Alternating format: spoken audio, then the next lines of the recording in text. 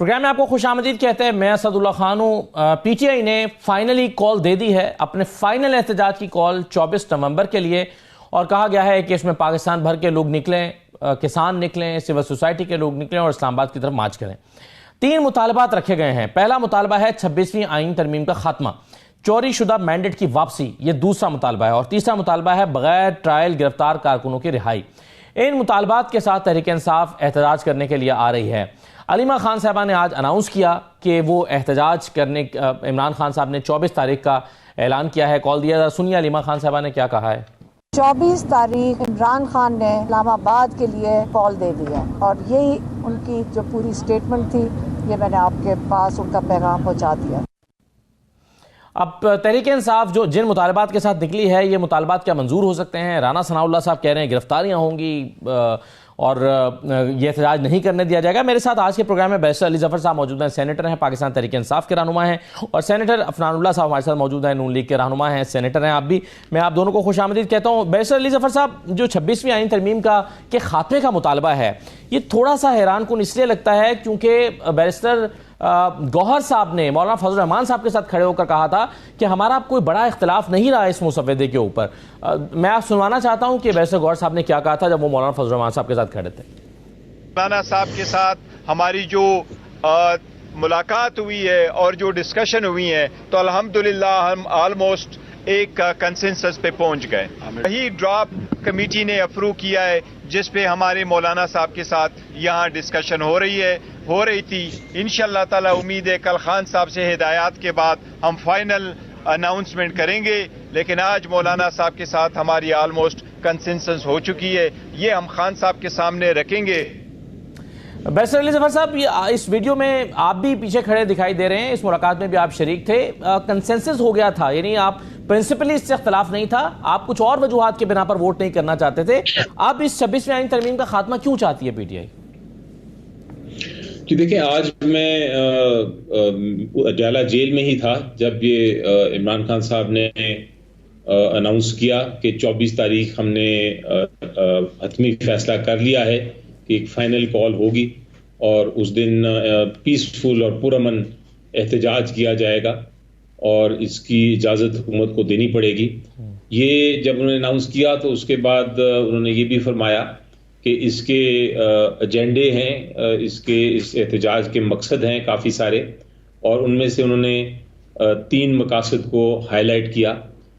ایک تو جو اس آئینی ترمیم میں جو مسائل ہیں, جو مسئلے ہیں, جو پرابلمز ہیں, ان کو ریڈریس کرنے کے لیے, ان کو درست کرنے کے لیے احتجاج کیا جائے گا, کیونکہ اب نظر آنا شروع ہو گیا ہے کہ کافی سارے مسائل ہیں اس امینڈمنٹ میں, جس کا پہلے بھی ہم نے نشاندہی کی تھی, اور اس کو درست کرنے کے لیے دوسرا سب سے اہم جو ایجنڈا نمبر 1 ہے وہ یہ ہے کہ جو الیکشن چوری ہوا اس کا سلوشن, اس کا حل, شاید حل اس کا میری نظر میں ری الیکشن ہی ہے, اس کے لیے پرامن احتجاج کرنا. اور اسی طرح باقی جو مقاصد ہیں وہ آہستہ آہستہ بتاتے جائیں گے. اس میں ہمارے سب سے جو اہم مقصد میں سے ایک شامل ہوتا ہے وہ یہ ہے کہ بہت سارے ہمارے لوگوں کو کسی بھی ایف آئی آر کے خلاف جیل میں رکھا ہوا ہے, اور ان کو باہر نہیں نکالا جا رہا.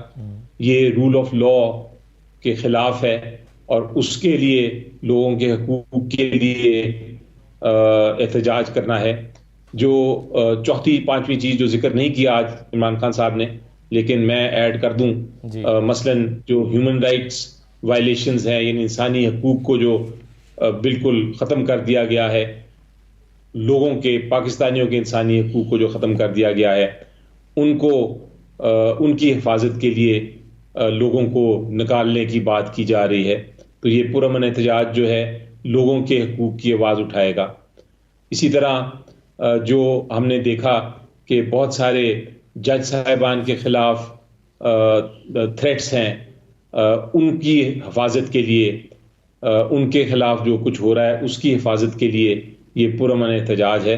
تو اس میں 1 یا 2 یا 3 مقاصد نہیں ہیں, اب تو بہت سارے ایشوز آ گئے ہیں جس کو ہم لے کے آگے جانے کا پلان رکھتے ہیں. صحیح ہے, آپ کہہ رہے ہیں پرامن احتجاج ہے, تو کیا اس پرامن احتجاج کی اجازت سینیٹر فرحان صاحب دی جائے گی؟ کیونکہ رانا ثناء اللہ کہہ رہے ہیں کہ اگر مارنے مرنے کے لیے آئیں گے تو اجازت نہیں دی جائے گی. سینیٹر فرحان صاحب، یہ جو علی امین گنڈا پور صاحب کی تقریر تھی وہ تو ایک جلسے کی تقریر تھی. جلسے کا ایک ماحول ہوتا ہے، اس میں بہت کچھ کہہ دیا جاتا ہے، لیکن اگر پی ٹی آئی اور پی ٹی آئی کے سنجیدہ لوگ اور علی ظفر صاحب جیسے لوگ کہہ رہے ہیں کہ یہ پرامن احتجاج ہوگا، تو کیا پھر بھی حکومت اجازت نہیں دے گی؟ جی بسم اللہ الرحمن الرحیم. دیکھیں بات یہ ہے کہ جو ان کا احتجاج کو لیڈ کریں گے وہ ہیں علی امین گنڈا پور صاحب. تو وہ یہ فرما رہے ہیں کہ جی ہم ماریں گے یا مر جائیں گے، ہم نے سر پہ کفن باندھ لی ہیں، باقی بھی سر پہ کفن باندھ لیں اور ہماری نماز جنازہ پڑھا دیں اگر ہم نہ آئیں. تو یہ کوئی پرامن احتجاج کی یہ لینگویج نہیں ہے. پرامن احتجاج کے اندر آپ مرنے مارنے کی، جلاؤ گھیراؤ کی اور ان چیزوں کی باتیں نہیں کرتے. اور پھر جب آپ یہ باتیں کر رہے ہیں تو پھر دیکھیں ہم تو اس کو جو گنڈا پور صاحب فرما رہے ہیں نا، ہم اس کو اسی طرح ہی لیں گے جس طرح وہ کہہ رہے ہیں. ہم اس کو کسی اور طرح نہیں لے سکتے. تو اسلام آباد کی انتظامیہ کی یہ ذمہ داری ہے کہ وہ ادھر کے رہنے والوں کی جان اور مال کی حفاظت کرے. یہ ان کی بنیادی ذمہ داری ہے آئینی طور پہ. تو وہ اس ذمہ داری کو پورا کرنے کے لیے پھر ان کو ظاہر ہے آڑے ہاتھوں لیا جائے گا، کیونکہ یہ کوئی پرامن احتجاج میں مرنا مارنا اور یہ سارا کچھ نہیں ہوتا. یہ پی ٹی آئی کے احتجاج میں ضرور ہو سکتا ہے کیونکہ ان کی ایک ہسٹری رہی ہے. سپریم کورٹ کا حملہ ہو یا یہ پی ٹی وی پہ حملہ ہو، پرائم منسٹر ہاؤس پہ حملہ ہو، پھر میٹرو اسٹیشن کو اسلام آباد کے جلانا ہو، اور ایک بار نہیں بار بار یہ معاملہ ہوتا رہا ہے. اور اس طرح اسٹیٹ کو بلیک میل کر کے فائدے لیے جاتے رہے ہیں ماضی میں. مگر یہ معاملہ مزید اور اس طرح چل نہیں سکتا اور نہ یہ اس طرح چلنا چاہیے. وہ ایک صوبے میں حکومت ان کی ہے، وہ سرکاری وسائل استعمال کر کے دھاوا بولنا یہ کہیں آئین اور قانون میں اجازت نہیں ہے. آئین آپ کو اس بات کی اجازت نہیں دیتا کہ آپ کسی کو قتل کر دیں یا کسی کے پراپرٹی پہ آگ لگا دیں. تو یہ جو ہے وہ میرا یہ خیال ہے کہ یہ اسلام آباد کی انتظامیہ کی اور کی ذمہ داری ہے کہ وہ اس طرح کی کوئی بھی معاملہ ہو انتشار پھیلانے کی کوشش کرے تو ان کو روکیں. اب جہاں تک بات ہے جو باتیں کی گئی ہیں آج بانی پی ٹی آئی نے، ان میں انہوں نے اس کو 26ویں آئینی ترمیم کو لنک کر دیا ہے، جو مجھے سمجھ میں آئی ہے بات الیکشن ایشو کے ساتھ. اب یہ میری سمجھ سے بالکل بالا تر اس لیے ہے کیونکہ 26ویں آئینی ترمیم میں جو ہے وہ الیکشن سے ریلیٹڈ کوئی ترمیم نہیں ہے. اس کے اندر کوئی ایک شک بھی ایسی نہیں ہے جس کا تعلق الیکشن سے بنتا ہو. الیکشن کی جو ایشو ہے اس کو سیپریٹ جو ہے رکھ کے بات، اگر علیحدہ مطالبے تو پھر 26ویں آئینی ترمیم میں ان کو کیا پرابلم ہے یہ کسی کو نہیں پتا. یہ بھائی اگر آپ کو کسی آئینی ترمیم میں کوئی مسئلہ ہے تو آپ یہ بتائیں کہ جی ہمیں فلانی شک سے پرابلم ہے، یا یہ اوور آل کہہ دینا کہ جی پوری ترمیم ختم ہو جائے. اول تو یہ ہوگی نہیں کیونکہ وہ ہو چکی ہے اور ان کے کہنے سے تو بالکل بھی نہیں ہوگی. پھر یہ کہا گیا کہ دیکھیں جی لوگ جیل میں ہیں اور ہیومن رائٹ وائلیشنز ہیں. تو بھائی بات یہ ہے کہ آپ یہ کر کے گئے تھے نا، آپ یہ کہتے تھے آپ کے لوگ کے جنرل باجوہ قوم کے جو ہیں وہ باپ ہیں.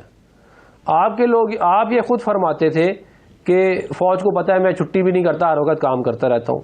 آپ یہ فرماتے تھے کہ جی ایجنسیاں بندے پورے کر کے دیتی ہیں، میں ان کو کہتا ہوں وہ ایجنسیاں بندے پورے کر کے دیتی ہیں تو پھر ووٹ پڑتا ہے.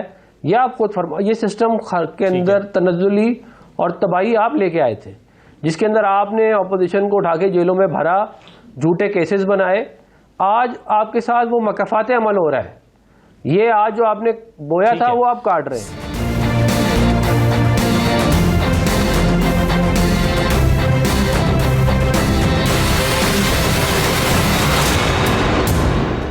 چھبیسویں ترمیم کی بات کی نا سر، میں اگر آپ اجازت دیں تو 26ویں ترمیم جس دن منظور ہوئی تھی اس دن علی ظفر صاحب نے اس دن سینٹ میں تقریر کی تھی اور مجھے یاد ہے کہ کچھ لیگل ایررز کی طرف اشارہ کیا تھا جس کی وجہ سے علی ظفر صاحب نے کہا تھا کہ میں ان پوائنٹس کی وجہ سے سمجھتا ہوں کہ یہ چل نہیں سکتا. لیکن اس پر آنے سے پہلے چونکہ آپ نے رانا ثناء اللہ صاحب کے علی امین گنڈا پور صاحب کی بات کی ہے تو میں چاہوں گا کہ پہلے علی ظفر صاحب اس علی امین گنڈا پور کے اس بیان کو رسپونڈ کر دیں. کیا وہ پارٹی پالیسی ہے؟ کیا کہا تھا علی امین گنڈا پور صاحب نے؟ ذرا پہلے دیکھ لیجئے. نومبر کے مہینے میں عمران خان ہمیں کال دینے والا ہے. وہ کال یہ ہوگی کہ ہم جب گھروں سے نکلیں گے تو اپنے گھر والوں کو بتا کے نکلیں گے کہ اگر ہماری میت نہ آئے تو ہمارے جنازے پڑھ لینا. ہم تب تک واپس نہیں آئیں گے جب تک ہم عمران خان کو رہا نہیں کرائیں گے. اور ہم یہ عہد کرتے ہیں کہ جب تک ہم نے کبر کے پہاڑ کو نہ توڑا ہم مریں گے بھی صحیح اور ہم ماریں گے بھی صحیح. علی ظفر صاحب، یہ مرنے اور مارنے کی باتیں، یہ کیا پالیسی ہے اس احتجاج کی، یا جو آپ کہہ رہے ہیں اسے درست مانا جائے؟ دیکھیں، دو قسم کے، آپ نے جب انٹروڈکشن کی تھی تو آپ نے بڑا واضح اور میں درست طریقے سے کہا تھا کہ ایک ہوتا ہے جوش خطابت اور پبلک کے ساتھ یا پبلک جلسے میں جو آپ تقریر کرتے ہیں. اگر آپ پچھلے 30 سال کے ہمارے لیڈران کی پبلک میں تقریروں کو اٹھا لیں تو شاید آپ کو یہی زبان بار بار ملے مختلف لوگوں کی زبان سے، کسی جذبات کے بغیر اور بڑا کلینکلی. وہ ایکچولی درست بات ہے. پرامن احتجاج میں آج تھا اڈیالہ جیل میں جب عمران خان صاحب یہ کہہ رہے تھے، اور انہوں نے 2-3 بار اس چیز کو ریپیٹ کیا اور دہرایا کہ ہم ایک پرامن احتجاج کرنا ہمارا آئینی حق ہے اور ہم وہ حق لیں گے، ہم وہ حق حاصل کریں گے. تو جب آپ کو پرامن وہ بار بار کہہ رہے ہیں پرامن احتجاج کا، تو پھر مجھے سمجھ نہیں آتی، اور یہ اب خیر بار بار ریپیٹ کر کے بھی میں ایک طرح سے تنگ آ گیا ہوں کہ یہ سمجھ نہیں آتی مجھے کہ پرامن احتجاج کو روکنے کا کیا مقصد ہے اور کون سی آئینی شک ہے جو روکنے کی اجازت دیتی ہے ایک حکومت کو پرامن احتجاج کو.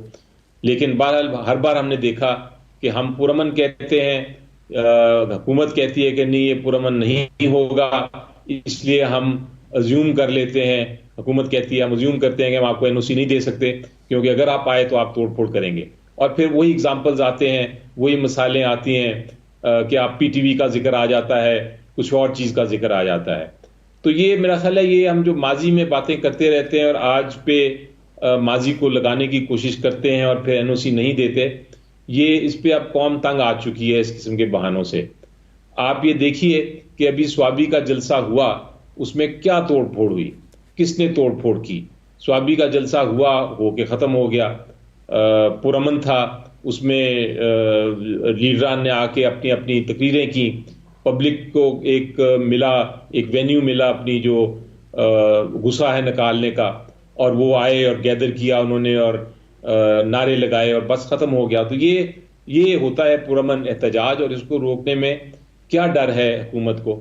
ابھی میرے دوست نے کہا جو مجھے تھوڑی سی شاید میں غلط سمجھا، لیکن شاید انہوں نے یہ کہا کہ چونکہ پہلے ہوتا رہا ہے، یہ چونکہ پہلے ہیومن رائٹ وائلیشن ہوتی رہی ہے، بنیادی حقوق پہلے بند کیے جاتے رہے ہیں، ان کو ختم کیا جاتا رہا ہے، لوگوں پہ ظلم ہوتا رہا ہے، تو اس لیے آج ہم جو کر رہے ہیں وہ جائز ہے. مکافات عمل، میرا خیال ہے یہ ہمیں اگر یہ بات تھی تو میرا خیال ہے کہ یہ ہیومن رائٹ وائلیشنز ہو رہی ہیں، انسانی حقوق پاکستان میں نہیں ہیں، اس کا ذمہ دار یہی حکومت ہو سکتی ہے جو. بالکل ٹھیک ہے علی ظفر صاحب، آپ چلیے اگر آپ مجھے اجازت دیں، میں 26ویں بالکل صحیح ہے سر، 26ویں ترمیم پر جو آپ بات کرنا چاہ رہے ہیں، اور میں بھی چاہ رہا ہوں کہ آپ اس پر اپنی رائے کا اظہار کر دیں، کیونکہ آپ نے شروع میں بھی اپنی سینٹ کی تقریر میں بھی کہا تھا. لیکن اگر آپ اجازت دیں تو میں عفنان صاحب سے پہلے اس کا جواب لے لوں جو آپ نے کہا. عفنان صاحب، آپ کیا یہ کہہ رہے ہیں کہ مکافات عمل ہے، تو آپ کیا یہ کہنا چاہ رہے ہیں کہ جو آج ہو رہا ہے وہ اس لیے ہو رہا ہے کہ ماضی میں ہو رہا تھا، اور ماضی میں اگر غلط ہو رہا تھا تو آج بھی غلط ہونا جائز ہے؟ دیکھیں، بات یہ ہے کہ ہم نے چارٹر آف ڈیموکریسی کر کے جو یہ سیاست تھی کہ مخالفین کو جیلوں میں ڈالنے کی، اس کو ہم نے دفن کر دیا تھا. مگر بدقسمتی سے اس کے بعد عمران خان صاحب کا سیاست میں ظہور ہوا اور پاپولر ہوئے، اور اس 2013 سے 18 پختونخوا میں ان کی حکومت آئی، جس حکومت کو اگر میاں نواز شریف صاحب چاہتے تو گرا سکتے تھے کیونکہ ان کے پاس نمبر پورے نہیں تھے. اور مولانا فضل الرحمان صاحب نے ان کو کہا بھی، لیکن میاں نواز شریف صاحب نے صرف اس لیے کہ COD کے تحت جو ہے جس کے پاس زیادہ میجورٹی ہوگی اس کو ہم حکومت کرنے دیں گے، میاں صاحب نے اس کو یہ کام نہیں کیا. مگر آپ دیکھیں کہ 2018 حالانکہ ہم یہ ان کی حکومت کو گرا سکتے تھے، نہیں گرایا. یہ ہمارے ساتھ مسلسل سازش کرتے رہے، چاہے وہ پاناما کی ہو، چاہے وہ RTS کی ہو، چاہے وہ اور جو انہوں نے معاملات جو خود ہی اب مانتے ہیں کہ میں ایجنسیوں کے ساتھ مل کے یہ کرتا رہا. تو یہ اب آپ مجھے بتائیں نا، جب ہم نے تو آپ کو کچھ نہیں کہا، آپ نے 2018 میں آ کے پھر وہ حرکتیں کی کہ آپ نے پورا نظام خراب کر دیا. آپ نے خود کہا کہ ہم نے 1 پیج بنایا آپ نے خود کہا ہم نے ہائبرڈ نظام بنایا، تو بھائی پھر جب آپ جب وہ نظام بنا رہے تھے نا، وہ اس کا بھی آئین میں کہیں گنجائش نہیں ہے. یہ جو آپ نے نظام خود ہی بنا لیا تھا نا، اس کی کہیں آئین میں گنجائش نہیں ہے. جاتا ہے تو پھر وہ نکلتا اتنی آرام سے نہیں ہے. یہ نظام آپ لے کے آئے، اس کی بنیادیں آپ نے رکھی ہے، تو اس لیے اب آپ کو اس کا پھل کھانا پڑ رہا ہے. یہ ہے معاملہ سارا کا سارا. میں یہ بالکل نہیں چاہتا کہ یہ سیاست کے اندر تناؤ ہو، مگر اس کی اگر ذمہ داری کسی کو جاتی ہے تو سب سے زیادہ عمران خان کو جاتی ہے.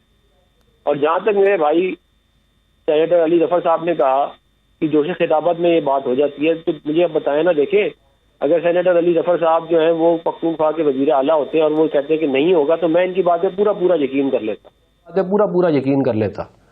لیکن معاملہ یہ ہے کہ جو وزیر اعلیٰ ہے، جس کے پاس بہت زیادہ اختیارات ہیں، جس کے پاس بہت زیادہ ریسورسز ہیں، جس کے پاس ہیومن ریسورس بھی ہے، وہ یہ کہہ رہے ہیں کہ ہم مر جائیں گے یا مار دیں گے، یا ہماری میتیں آئیں گی ہمارے جنازے پڑھا لیں.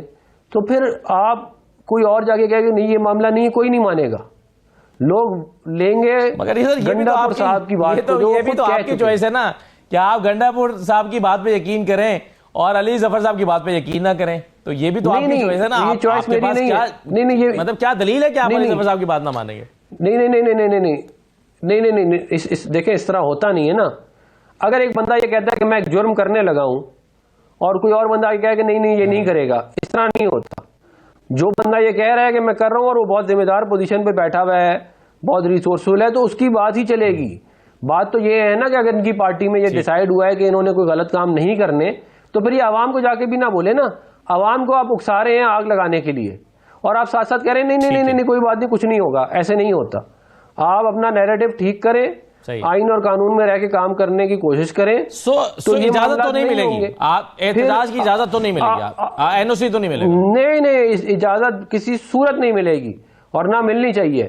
جو انہوں نے تقریر میں باتیں کی ہیں کسی صورت نہیں ملے گی ان کو اجازت، کیونکہ یہ کوئی طریقہ نہیں ہے. Right sir. چلیے ایک بڑی دلچسپ بات ہے ان مطالبات میں جو کہا گیا ہے کہ چوری شدہ مینڈیٹ واپس کیا جائے، اور خود ابھی علی ظفر صاحب نے کہا کہ اس کا مطلب یہ ہے، اس کی صورت یہی ہے کہ ری الیکشن ہو. یہ مطالبہ تو دراصل حکومت کے خاتمے کا مطالبہ ہے، یا ری الیکشن یا پھر یہی حکومت پی ٹی آئی کے حوالے کر دیا جائے. تو کیا ایک پرامن احتجاج حکومت کو قائل کر سکتا ہے 20 25 30 40 50 ہزار لوگوں کا کہ حکومت سے کہے کہ آپ سٹیپ ڈاؤن کریں اور اقتدار پی ٹی آئی کے حوالے کر دیں؟ کیا یہ عملی طور پر ممکن ہے، یا پاکستان میں اس کی کوئی تاریخ ملتی ہے پرامن احتجاج کے ذریعے؟ ایک چھوٹا سا بریک لے کر یہ سوال علی ظفر صاحب کے سامنے رکھتا ہوں، ہمارے ساتھ رہیے. بریک کے بعد دوبارہ خوش آمدید کہتے ہیں. سینیٹر علی ظفر صاحب ہمارے ساتھ موجود ہیں، سینیٹر عفنان اللہ صاحب ہمارے ساتھ موجود ہیں. علی ظفر صاحب، آپ جو چوری شدہ مینڈیٹ کی واپسی کا مطالبہ آپ نے رکھا ہے 3 مطالبات میں، یہ تو دراصل حکومت کے خاتمے یا حکومت کے سٹیپ ڈاؤن کرنے یا اقتدار پی ٹی آئی کے حوالے کرنے یا ری الیکشن کا مطالبہ ہے، جیسے کہ آپ خود بھی کہہ رہے ہیں. تو یہ تو یعنی آپ کے خیال میں کوئی حکومت اپنے ہی خاتمے کا مطالبہ مان جائے گی؟ جی دیکھیں، ضروری حکومت نے تو obviously کرنا ہے ہر ممکن کوشش کہ وہ اپنے غیر قانونی اور غیر آئینی اور الیکشن کی چوری سے جو بیٹھے ہوئے ہیں وہ بیٹھے رہیں جتنی بھی دیر ہو سکتا ہے. لیکن جو جمہوریت کا تقاضا وہ یہ ہے، اور جو عوام کا ڈیمانڈ ہے، ان کا جو مقصد ہے پروٹیسٹ کرنے کا، احتجاج کرنے کا، وہ یہ ہے کہ ہمارا حق، ہم نے جن کو چوز کیا ان کو آپ نے چونکہ حکومت میں آنے نہیں دیا، تو ہمارا حق ہے کہ ہم اپنے مینڈیٹ، ہمارا جو ووٹ ہے اس کے مطابق ہم حکومت بنائیں. اب ضروری نہیں ہے کہ ایک احتجاج سے یہ حکومت چلی جائے گی یا ایک احتجاج سے سارا کچھ ٹھیک ہو جائے گا، لیکن جتنا لوگ احتجاج کریں گے اور جتنا بار بار کریں گے اس سے ایک پریشر ڈیولپ ہوتا ہے. اور ہماری اپنی تاریخ ہے پاکستان کی، جس میں وہ پھر پریشر ایک وقت ایسا آ جاتا ہے کہ واقعی ہی جو حکومتیں ہوتی ہیں ان کو پھر جانا پڑتا ہے، کیونکہ پبلک پریشر کوئی بھی برداشت نہیں کر سکتا. آپ دیکھیں کہ 1962 کا آئین تھا ہمارا، اس کے تحت حکومت چل رہی تھی، لیکن جب اسٹوڈنٹس نے اس رجیم کے خلاف آواز اٹھانا شروع کی اور احتجاج کرنا شروع کیا، تو اس کے بعد اگر آپ فاسٹ فارورڈ کریں تو 1973 کا ہمارا آئین آیا، نئی حکومت آئی، سویلین حکومت آئی بھٹو صاحب کی، اور معاملہ آگے چلا. اسی طرح ایک ہائبرڈ حکومت بنی تھی جس میں مشرف صاحب تھے پریزیڈنٹ، اور پارلیمنٹ بھی تھا, لیکن پریزیڈنٹ بھی ایک طرح سے وہ بیٹھے ہوئے تھے, لیکن لوگوں نے احتجاج کیا, لائرز نے, وکیلوں نے انفیکٹ وہ موومنٹ چلائی بحالی کی جج صاحبان کی, اور اس کے نتیجے میں ایونچولی مشرف صاحب کو جانا پڑا. تو یہ بھی رجیم چینج ہوئی اور پھر واپس ہم پیور سویلین جو رجیم ہوتی ہے اس کے اندر آ گئے. تو یہ ایک دم نہیں ہوتا, لیکن ہو بھی سکتا ہے ایک دم کہ اتنا پریشر بڑھ جائے کہ تبدیلی آ جائے. لیکن جنرلی ہم نے دیکھا ہے دنیا کی تاریخ میں کہ یہ ایک مومنٹم بڑھتا ہے, لیکن اگر آپ اس کو شروع ہی نہیں کریں گے یا شروع نہیں ہونے دیں گے یا ارادہ نہیں رکھیں گے شروع کرنے کا ایک احتجاج کی ایک سیریز کو, تو پھر تو آپ کبھی شروع ہی نہیں ہوں گے. اس کو پھر فائنل کال نہیں کہہ سکتے. یہ جو کہا جا رہا ہے کہ جب تک مطالبات مانے نہیں جائیں گے, کارکن گھروں کو نہیں جائیں گے, اس سے مراد کیا یہ ہے کہ یہ دھرنا ہونے جا رہا ہے, اور آپ کہہ رہے ہیں کہ سیریز آف احتجاج ہے, تو پھر اس کا کیا مطلب ہوا کہ جب تک مطالبات پورے نہیں ہوں گے کارکن گھروں کو واپس نہیں جائیں گے؟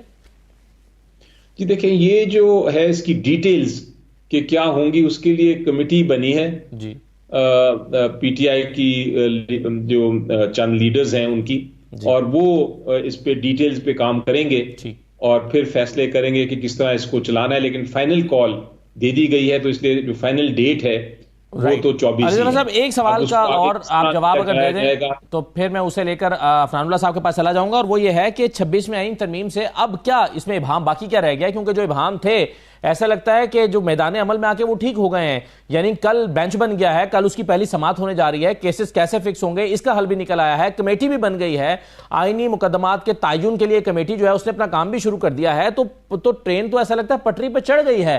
وہ جو آپ کو ابہام تھے شروع میں وہ ختم ہو نہیں گئے ہیں سر؟ جی دیکھیں, کافی حد تک تو آپ کی بات سے میں ایگری کرتا ہوں کہ ایک طرح سے ایک شروع ہو گیا ہے, ٹرین پٹری پہ چڑھ گئی ہے کافی حد تک. لیکن ابھی جو میں نے جو پوائنٹ آؤٹ کی تھی چیزیں, اب وہ سامنے آ رہی ہیں. مثلا آپ کو ایک مثال دیتا ہوں, یہ کہا گیا تھا کہ یہ جو ترمیم آئے گی اس کے بعد بہت سارے کیسز جو ہے جو ڈیلے ہوتے رہے تھے, جن میں تاخیر تھی, وہ ختم ہو جائے گی تاخیر. لیکن آپ نے دیکھا, اور بھی آپ دیکھیں گے آگے چل کے, کہ وہ تو تاخیر جو ہے ڈیلے کیسز کی تو بہت بڑھ جائے گی, ڈبل ہو جائے گی. اور اس کا کل ہی جسٹس عائشہ نے اس کا ذکر کیا, اور انہوں نے کہا کہ یہ فیصلہ کہ کون سے کیسز کانسٹیٹیوشنل بینچ کے پاس جانے ہیں اور کون سے کیسز عام سپریم کورٹ کے بینچ کے پاس جانے ہیں, ہر کیس پہ یہ اب بحث ہوگی 2 سٹیجز پہ. ایک کمیٹی کی سٹیج پہ کہ کمیٹی کیس کہاں فکس کرتی ہے, اور جب وہ فکس ہو جائے گا کیس, تو جو وکلا ہیں اس کے بینچ کے سامنے پہلے جا کے کہیں گے کہ جناب یہ والا بینچ نہیں, اس کیس کو کانسٹیٹیوشنل بینچ میں جانا چاہیے, یا کانسٹیٹیوشنل بینچ میں جا کے کہیں گے کہ اس کیس کو عام بینچ میں جانا چاہیے. تو ایک طرح سے ایک اور بحث کی کڑی بڑھ جائے گی. ہر کیس میں یہ بحث کی ایک سٹیج آئے گی, بجائے اس کے کہ آپ میرٹس پہ کیس پہ فیصلے کریں, آپ ایک پریلیمنری پوائنٹ پہ ڈسکس کریں گے, اور اس کے بعد پھر اس پوائنٹ پہ اپیلیں ہوں گی, اور وہ مزید ڈیلے کریں گی. تو ایک ایک کیس جو سپریم کورٹ میں ہے اس میں سے 4 کیسز نکلیں گے, اور یہ بجائے ڈیلے کو کم کرنے کے ڈیلے کو ٹرپل کر دے گا, وہ اس کو 3 گنا کر دے گا. بالکل ٹھیک ہے. تو یہ ایک میں نے آپ کو مثال دی جو سامنے نظر آ رہی ہے. اس چیزوں کو درست کرنے کی ضرورت ہے. اور اس میں ایک نقطہ ظاہر ہے یہی تھا, سب سے بڑا نقطہ تو یہی تھا, اور پیپلز پارٹی کا تو مقدمہ ہی یہ تھا عفنان اللہ صاحب, کہ ہم اس لیے یہ چاہتے ہیں تاکہ وہ جو پینڈنسی ہے وہ ختم ہو, اور یہ جو التوا ہے کئی سال تک فیصلے نہیں ہوتے. تو یہ جو علی ظفر صاحب کہہ رہے ہیں کہ یہ تو ایک سٹیج ایڈ ہو جائے گی, یعنی ہر کیس کے لگنے سے پہلے وہ کمیٹی کے پاس جائے گا, اور وہاں پر سنا جائے گا کہ اس نے کس بینچ کے پاس جانا ہے, آئینی بینچ کے پاس یا ریگولر بینچ کے پاس. تو وہ تاخیر تو اور بڑھے گی اس سے. کہ اس میں تاخیر, میرا اپنا یہ خیال ہے کہ اس میں تاخیر نہیں بڑھے گی. شاید شروع میں کچھ ٹائم لگے معاملے کو سیٹل ہونے میں, کچھ مہینے لگ جائیں, لیکن eventually in the long run جو ہے یہ بہتر اس لیے ہے کیونکہ جو کچھ 2018 کے بعد سے عدلیہ کا رول رہا ہے, چاہے وہ ثاقب نثار ہو, گلزار ہو, یہ کھوسا ہو, بندیال صاحب ہو, ان سب کا یہ انہوں نے سپریم کورٹ کو گھر کی لونڈی بنا لیا تھا, اور یہ سمجھتے تھے کہ کوئی آئین قانون کوئی چیز نہیں ہے, ہم جو مرضی کریں, ہم خیال بینچ بنائیں, جہاں پہ ہمارے جو ہیں وہ دوست ججز ساتھ بٹھائیں، جو کہ ہوتا رہا آپ کے سامنے. 3 ججز کی بینچ بنتی تھی، اعجاز الاحسن بندیال صاحب اور وہ منیب صاحب، اور وہ پھر دنا دھن فیصلے دیتے تھے. 90 سے 95% فیصلے انہوں نے پی ٹی آئی کے حق میں دیے. تو اب آپ مجھے بتا دینا کہ وہ جو یہ تماشا لگا ہوا تھا کہ آپ نے جو کیس آپ پی ٹی آئی کا ہے وہ آپ نے انہی ججوں کو دینا ہے جو ان کے حق میں فیصلہ دیں گے، اور بینچ بنتے ہی پتہ چل جاتا تھا کہ یہ فیصلہ جو ہے پی ٹی آئی کے حق میں آئے گا. یہ والا تماشا تو اب ختم ہو گیا نا، کیونکہ یہ بینیفیشری آپ یہ بتا سکتے ہیں کہ قاضی فائز صاحب نے اپنے دور میں پچھلے 1 سال میں کتنے فیصلے پی ٹی آئی کے حق میں دیے، اور جیسے ہی جیسے امین الدین صاحب نے؟ دیکھیں پی ٹی آئی کے حق ایک خلاف ان کے فیصلہ ضرور دیا، وہ جو سمبل والا تھا، لیکن اس کے اندر ان کی اپنی ہی غلطی تھی نا. انہوں نے ہی قانون بنایا تھا کہ اگر انٹر پارٹی الیکشن نہیں ہوگا تو سمبل لے لیں گے. یہ قانون انہوں نے ہمارے لیے بنایا تھا، اور اس گڑھے میں جا کے یہ خود گر گئے. تو بھائی قانون بناتے ہوئے آپ سوچتے ہیں نا یہ والا کام، بعد میں آپ آگے کہہ رہے ہیں کہ ہمیں ریلیف مل جائے، کیونکہ آپ کو پہلے ریلیف ملتا رہا ہے. سر وہ ٹرائبونل کا فیصلہ ہے، میری گزارش جی بے شمار میری گزارش تو سن لینا. بات یہ ہے نہیں، وہ بہت بے شمار نہیں ہے، چند فیصلے ہیں، لیکن یہ بھی تو آپ ذہن میں رکھیں نا کہ کس نے فیصلہ دیا مشرف کے خلاف. ان کے یہ جو سول سپریمیسی کی اور ہیومن رائٹس کی بات کر رہے ہیں، مجھے بتائیں نا کیوں نہیں دیا بندیال صاحب نے، کھوسے نے، یہ ثاقب نثار نے کیوں نہیں دیا؟ یہ سارے یسر کرتے رہے اس وقت. ایک قاضی فائز عیسیٰ نے آ کے فیصلہ دیا. پھر خالی وہ والا فیصلہ نہیں ہے، منال والا فیصلہ آپ دیکھیں، جہاں جو شارع فیصل پہ کراچی میں جو بزنسز تھے سارے، وہ کس نے بند کروائے؟ تو بات یہ ہے کہ یہ اگر واقعی پاکستان میں جمہوریت کو اور آئین اور قانون کو آگے بڑھانا چاہتے ہیں، ان کو تو سپورٹ کرنا چاہیے. جتنی قاضی فائز عیسیٰ صاحب نے اس کے لیے اسٹرگل کی ہے، بہت. کوئی اور مجھے بتا دینا کون جو ثاقب نثار ٹھیک تھا، جو کہتا تھا کیا کہتے ہیں کہ میں 4-5 ایم این اے تو ایسی فارغ کر دیتا ہوں، وہ ٹھیک تھا؟ یا وہ ٹھیک تھا جو ہم خیال بینچیں بنا کے ان کے حق میں فیصلے دے رہا تھا؟ عفنان صاحب بہت شکریہ آپ کا، اور علی ظفر صاحب آپ کا بھی بہت شکریہ پروگرام میں شرکت کرنے کے لیے. ایک چھوٹا سا بریک لیتے ہیں، بریک کے بعد واپس آتے ہیں. اسموک کا مسئلہ ایک بہت سنگین مسئلہ بن چکا ہے، اور اس پر جو پھر نئے بیانات آ رہے ہیں. خواجہ آصف صاحب نے تو پورا تھیسس ہی پنجاب حکومت کا غلط قرار دے دیا ہے. وہ کہتے ہیں کہ یہ تو غلط ہے کہ یہ چاول کی فصل جلانے کی وجہ سے ہو رہا ہے، معاملہ تو کچھ اور ہے، اور یہ جو انڈیا سے آ رہا ہے، وہ کہتے ہیں یہ سب غلط باتیں ہیں. خواجہ آصف صاحب نے حکومت پنجاب کا سارا موقف ہی رد کر کے رکھ دیا ہے. اصل صورتحال کیا ہے؟ ایک بریک کے بعد واپس آتے ہیں.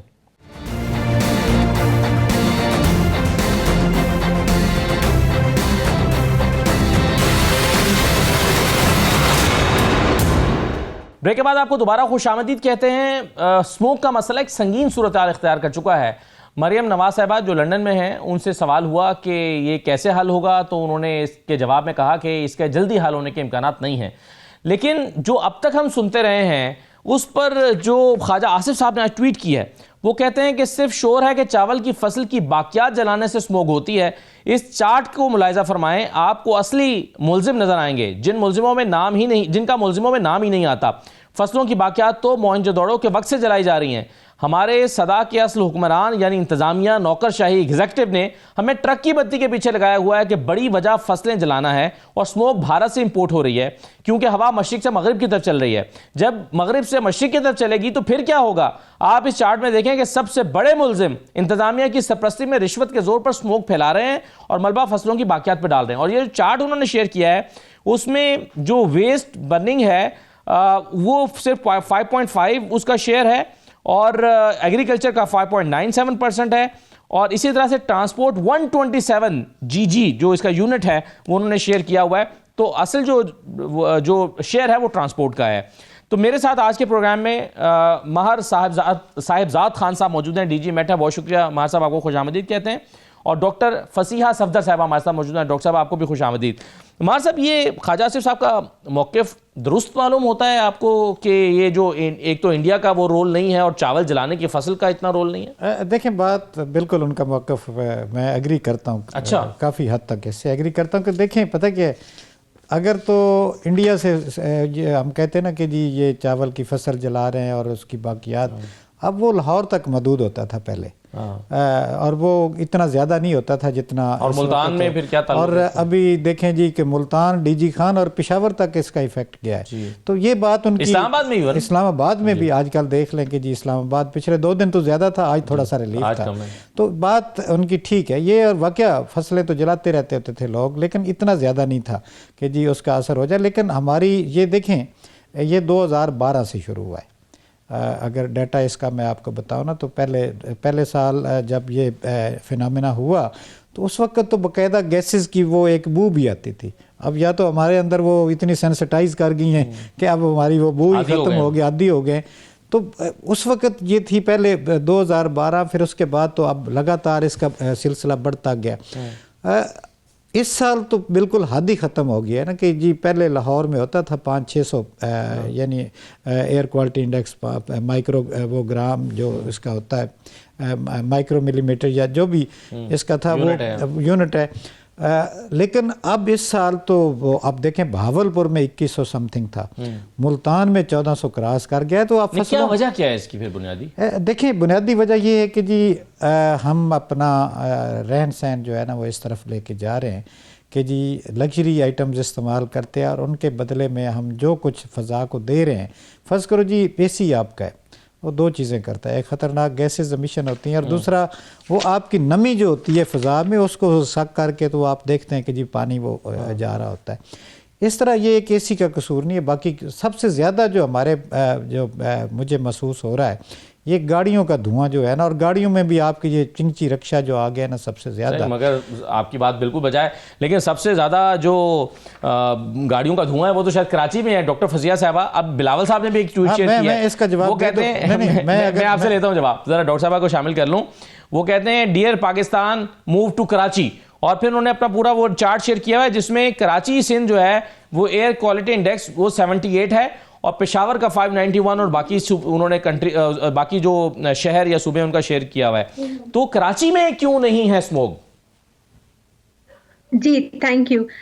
یہ جو آپ نے اسٹیٹمنٹ کا ذکر کیا بلاول بھٹو صاحب کی, یہ بہت کیجول اسٹیٹمنٹ ہے کیونکہ ہر جگہ پہ جو لوگ رہتے ہیں وہ موو تو نہیں کر سکتے. جہاں پہ حالات خراب ہوں گے وہاں سے ہم کسی دوسری جگہ موو کر جائیں. ظاہر ان کا مطلب یہ نہیں ہوگا کہ موو کریں, ان کا مطلب یہ ہے کہ سب سے پیور جو فضا ہے وہ ہمارے کراچی کی ہے, اور ظاہر ہے وہ اس کا پرائیڈ لے رہے ہیں کہ ان کے اقدامات کی وجہ سے ایسا ہوا ہوگا. نہیں, اس طرح ہے کہ 2-3 ریزنز ہوتے ہیں اسموگ ہونے کے. ایک تو جغرافیکل لوکیشن میٹر کرتی ہے. جغرافی اس طرح کی ہے پلینز میں کہ وہاں پہ آج کل جب سردیاں سٹارٹ ہوتی ہیں تو ایک ایئر کا پیٹرن ایسا ہو جاتا ہے کہ ہمارے پولوٹنٹس ہوا مکس نہیں ہو رہی ہوتی اور پولوٹنٹس ارتھ کے قریب ہماری سانس لینے کی ہوا کے قریب جمع ہو جاتے ہیں. جب سردیاں ویسے اکثر یہ ہوتا ہے کہ بارشیں ہو جائیں, اور اس کے علاوہ جب زمین سے ہوا گرم ہوتی ہے تو وہ اوپر کی طرف رائز کرتی ہے, اوپر سے جو ٹھنڈی ہوا ہے وہ نیچے آتی ہے. تو ایک قدرتی نظام ہے جس میں ایئر کا پیٹرن جو ہے وہ ہوا کو مکس کرتا رہتا ہے, اور ہوا کو مکس کرنے کے ساتھ پولوٹنٹس بھی مکس ہو جاتے ہیں. جتنی ایئر کوالٹی لاہور کی خراب ہے اتنی ہی کراچی کی خراب ہوگی, لیکن کراچی میں کیونکہ ہوائیں سمندر کی طرف سے چلتی ہیں تو وہ ڈائلیوٹ کر دیتی ہیں.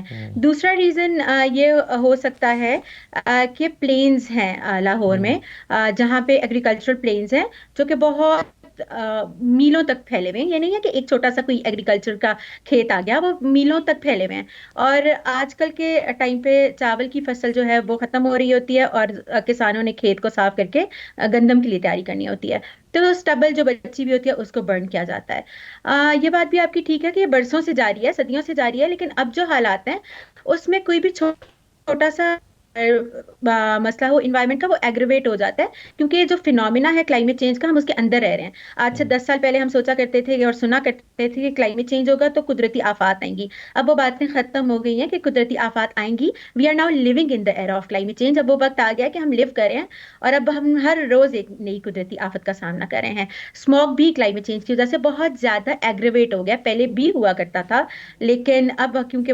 موسمیات تبدیلی آ گئی ہے, ہماری بارشیں ٹائم پہ نہیں ہو رہی, ٹیمپریچرز ایسے پیٹرنز ہو گئے ہیں کہ وہ اب پہلے سے زیادہ انٹینس ہیٹ ہے, پہلے سے زیادہ انٹینس رین فال ہے, بہت زیادہ وقفے سے رین فال ہے. جب بارش نہیں ہوتی تو بہت مہینوں تک نہیں ہوتی. ڈاکٹر صاحبہ, یہ احسان اقبال صاحب کی میں اسٹیٹمنٹ دیکھ رہا تھا جس میں انہوں نے کہا کہ اسموک سے 2.5 لاکھ قبل از وقت اموات کا خدشہ ہے، 2.5 لاکھ لوگ اپنی یعنی پہلے مر سکتے ہیں. تو یہ اتنا ڈینجرس ہے، فوری طور پر ہمارے پاس حل نہیں ہے، سانس لوگوں کو آ نہیں رہا، بیمار ہو رہے ہیں. کوئی شارٹ ٹرم اس کا سلوشن ہے ہمارے پاس؟ ایک لانگ ٹرم مسئلے سے ہی جڑا ہوا ہے، تو اس کا سلوشن جو شارٹ ٹرم ہے وہ تو ایمرجنسی میئرز ہو سکتے ہیں جو کہ گورنمنٹ آف پنجاب لے رہی ہے، جیسے کہ مریم نواز صاحبہ بھی کہہ رہی تھیں، لیکن یہ کافی نہیں ہے. ہم نے اس کے لیے لانگ ٹرم پلاننگ کرنی ہے. ہم نے جڑ تک پہنچنا ہے کہ مسئلہ کیا ہے. مسئلہ یہ ہے کہ ہماری آب و ہوا خراب ہے، اس کے اندر بہت زیادہ پولوٹنٹس ریلیز ہوئے ہیں. وہ پولوٹنٹس پورا سال ریلیز ہوتے ہیں، اس کے سورسز فیکٹریز بھی ہیں. کل ہی ہم بات کر رہے تھے کہ سب سے بڑا سورس جو ہے جو ڈیٹا شو کرتا ہے وہ ہماری ٹریفک ہے. ہماری سڑکوں پہ اتنی گاڑیاں ہیں اور وہ سب لو کوالٹی فیول پہ چل رہی ہیں. دیر شوڈ بی پالیسی، جیسے کہ گورنمنٹ نے ایک پالیسی الیکٹریکل وہیکل کی پالیسی لانچ کی ہے، لیکن امپلیمنٹ کب ہوتی ہے؟ 10 سال لگتے ہیں، 20 سال لگتے ہیں، کسی کو پتہ نہیں ہے. تو الیکٹریکل وہیکل کی پالیسی جو ہے ایسے کنٹریز جو آب و ہوا کی پولوشن سے لڑائی کر رہے ہیں، جنگ لڑ رہے ہیں، ان کے لیے تو بہت ضروری ہے کہ وہ بہت جنگی بنیادوں پہ، ایمرجنسی بنیادوں پہ الیکٹریکل وہیکلس کی طرف جائیں. وہ والے فیولز یوز کریں جن کی کوالٹی زیادہ اچھی ہو. ان میں سے جب ایمیشن دھواں نکلے گا اس میں کم سے کم دھواں نکلے اور کم سے کم کاربن ڈائی آکسائڈ، کاربن مونوکسائڈ، باقی گرین ہاؤس گیسز اور پارٹیکولیٹ میٹر جو ہوا میں ٹھہر جاتے ہیں، سسپینڈڈ رہتے ہیں، وہ کم سے کم ہو. اس کے بعد جو فیکٹریز آتی ہیں جو ہماری پاور جنریشن فیکٹریز ہیں، ہم لوگ پاور بھی جنریٹ کرتے ہیں تو کوئلہ یوز کرتے ہیں یا ادر فاسل فیولز، آئل اور گیس وغیرہ، اس سے پولوشن پھیلتی ہے، وہ ہوا میں رہتی ہے. باقی اینٹوں کی بھٹیاں آپ کو نظر آتی ہیں، باقی کچھ بھی جو فیکٹریز ہیں وہ فیول یوز کرتی ہیں، وہ برنرز یوز کرتی ہیں اور ہوا میں ضروری کچھ نہ کچھ ایمیشنز دے رہی ہوتی ہیں. تو جب یہ ہم ان سب ایمیشن کے سورسز کو روکیں گے تو آپ کو 1-2 سال میں ہوا میں بہتری نظر آنے لگ جائے گی. بجائے اس کے کہ ہم دوسرے ملکوں کو الزام دیں، ہم اپنے ہاؤس کو ان آرڈر کریں. پھر سب سے بڑی بات یہ کہ سائنٹیفک ریسرچ ہو، ہمارے پاس ڈیٹا ہو کہ ہم اتنے سالوں سے یہ کام کر رہے تھے، بہتری لانے کی کوشش کر رہے تھے اور اب ہم بہتری لے آئے ہیں. سینسرز لگے ہوئے ہوں کہ ہم لوگوں کی پولوشن کتنی زیادہ ہے اور کس وجہ سے ہے، سورسز کیا ہیں پولوشن کے. تب ہم ایک ڈیٹا کے ساتھ انٹرنیشنل لیول پہ بات کر سکتے ہیں کہ ہم نے بہتری کر دی ہے. اب اگر کوئی پولوشن آ رہی ہے تو وہ کسی پڑوسی ملک سے آ رہی ہے. اب جب ہمارے پاس خود ہی کوئی اقدامات نہیں یہ تو اچھا ہوا کہ حکومت نے جو ابتدائی طور پر فیصلہ کیا تھا کہ وہ سفارتی سطح پر بھارت سے رابطہ کرے گا. میرا خیال ہے کہ مار صاحب یہ ٹھیک ہی کیا انہوں نے کہ اس ورنہ اس سے اور مذاق اڑایا جاتا. بہرحال بہت شکریہ مار صاحب، آپ کو بھی پروگرام میں شرکت کرنے کے لیے. ڈاکٹر فضیہ صاحب آپ کا بھی شکریہ. اجازت دیجیے، اللہ حافظ.